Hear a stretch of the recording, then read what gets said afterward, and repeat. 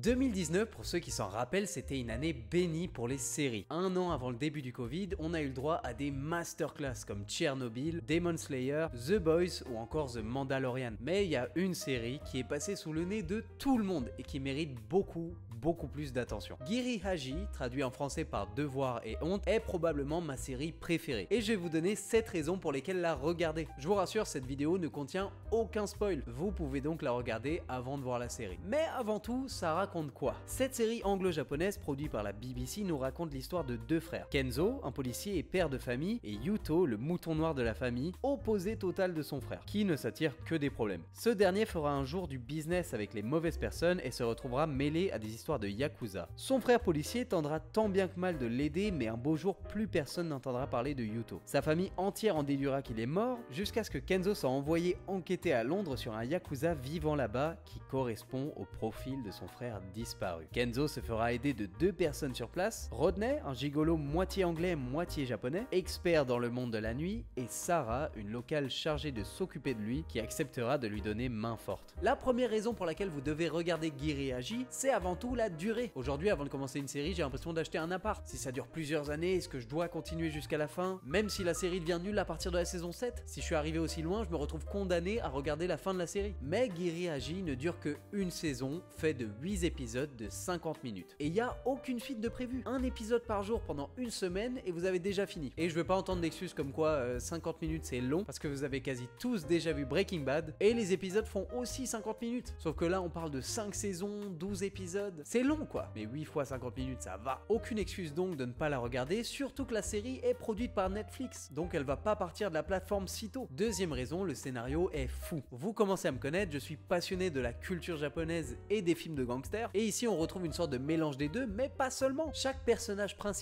et secondaire a sa propre histoire avec ses propres problèmes de chacun de leur côté, ce qui va évidemment les rendre beaucoup plus attachants. Plus attachants que Skyler en tout cas. Bon, ça c'est facile. Je pense notamment au personnage de Rodney, qui est un des personnages les plus drôles et sarcastiques de la série, mais qui est aussi un petit peu impliqué dans des histoires sombres de son côté. La manière de raconter l'histoire est comparable à celle de Guy Ritchie dans Snatch pour ceux qui connaissent, puisqu'on a très souvent aucune idée de ce qui est en train de se passer jusqu'à ce qu'on nous donne toutes les pièces du puzzle. Ajoutez à ça le changement entre Tokyo et Londres à chaque épisode qui nous fait rêver si vous aimez ces villes. Ce qui m'amène à la troisième raison, la cinématographie des décors. Chaque ville va nous montrer les côtés les plus calmes et résidentiels et les côtés les plus sombres et mouvementés. On peut passer d'une sorte de rêve londonienne à une maison traditionnelle japonaise dans le même épisode. Attendez-vous à des décors réalistes. Fini les films où l'inspecteur a assez d'argent que pour loger dans un hôtel de luxe. Notre héros dort dans un logement étudiant à Londres qui est très peu confortable, et ça je le sais parce que j'ai moi-même vécu dans un de ces logements. Ouais, j'ai vécu à Londres, ouais. Les plans de chaque ville la nuit me font rêver d'y voyager, et c'est pas un élément négociable, puisqu'il s'agit de l'univers dans lequel l'histoire évolue, et ça participe énormément à l'immersion. J'en arrive donc à la quatrième raison qui elle aussi est non négociable, c'est les musiques utilisées dans la série.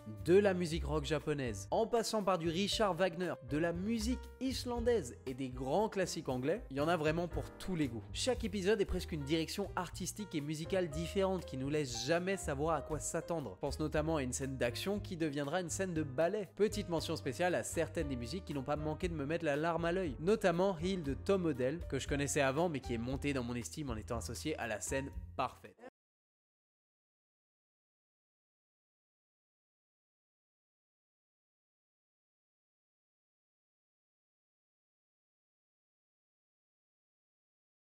C'est justement ça qui donne tant de force aux musiques de cette série. Elles sont associées aux scènes parfaites et ça donne un cocktail d'émotions explosif. Cocktail d'émotions explosif. Pas mal. Un peu comme si le réalisateur nous indiquait comment on doit se sentir dans cette histoire dans laquelle parfois on se perd. Histoire complexe qui m'amène notamment à la raison numéro 5, celle de l'équilibre entre le bien et le mal. Selon moi, ce qui fait un bon méchant au cinéma, c'est souvent les raisons que la personne a d'être méchante, et à quel point nous, spectateurs, on s'identifie à ces raisons en gros. Personne ne s'identifie à un méchant qui veut détruire l'univers, mais on va beaucoup plus s'attacher à un méchant qui a perdu toute sa famille dans un accident et veut se venger par exemple. Une sorte de zone grise entre le noir et le blanc dans laquelle on se retrouve tous, puisque ni vous ni moi sommes 100% gentils ou 100% méchants. Et c'est exactement ce qui va se passer dans cette série. Que ce soit le personnage principal, son frère Yakuza ou les autres personnages, ils se retrouvent tous un petit peu dans cette zone grise. Et au plus la série avance, au plus vous aurez du mal à savoir qui est gentil et qui est méchant. Le point suivant, il est pour tous les bouffeurs de caméras, d'objectifs et de logiciels de montage, parce qu'il portera sur les plans et les transitions de la série. Giri Haji nous présente certains des plus beaux plans que j'ai jamais vus au cinéma, avec une maîtrise incroyable des lumières et de nombreuses scènes, notamment sous la pluie, absolument magnifiques. On y retrouve aussi des rares techniques de storytelling, comme par exemple l'écran scindé en 3, pour nous montrer un peu ce qui se passe dans 3 endroits différents. On se prend des raclées dans chaque épisode à coups de travelling, de flou artistique et de slow motion, le tout sans rendre forcément la série fermée aux moins connaisseurs. Si vous vous en foutez de tout ça, la série est quand même incroyable. C'est plus présenté comme une sorte de bonus à l'histoire, une sorte d'aide pour nous immerger encore plus dans le monde de ce thriller slash romance slash drama. Le 7e point est le dernier, un des plus importants probablement à mes yeux, celui qui est venu déposer la cerise sur le gâteau, c'est les différents médias utilisés dans la série. On y retrouve des scènes magnifiques d'animé pour nous résumer les épisodes précédents. Pour moi, ils auraient déjà pu s'arrêter là et gagner énormément de points à mes yeux. Mais la scène qui a conquis mon cœur, c'est notamment une scène de danse contemporaine. Alors à la base, la danse contemporaine, c'est quelque chose que j'aime pas vraiment, ou en tout cas je suis pas vraiment sensible à ça. Mais je pense que c'est l'effet de surprise de cette scène qui a réussi à me convaincre de cette idée de génie. En parlant de médias, laissez-moi vous montrer un des trailers qui a été réalisé pour cette série et osez me dire que c'est pas un des meilleurs que vous ayez jamais vu. Let me tell you a story.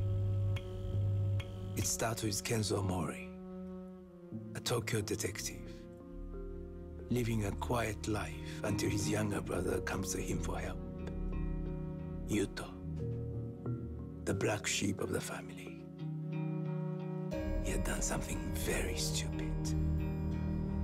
Fast forward a year, and Yuto is dead. Et des trailers comme ça, ils en ont réalisé énormément. Je pense notamment à un trailer qui s'appelle Le Guide du Yakuza et ils ont placé toutes les scènes d'action dans la série. Et pourtant, avec une communication comme celle-là, la série n'a pas du tout reçu son succès, pourtant bien mérité. Elle a été récompensée en Angleterre à l'aide de quelques BAFTA, mais au Japon, personne n'en parle. Et c'est pour cette raison que j'ai décidé de vous emmener avec moi pour aller mener l'enquête.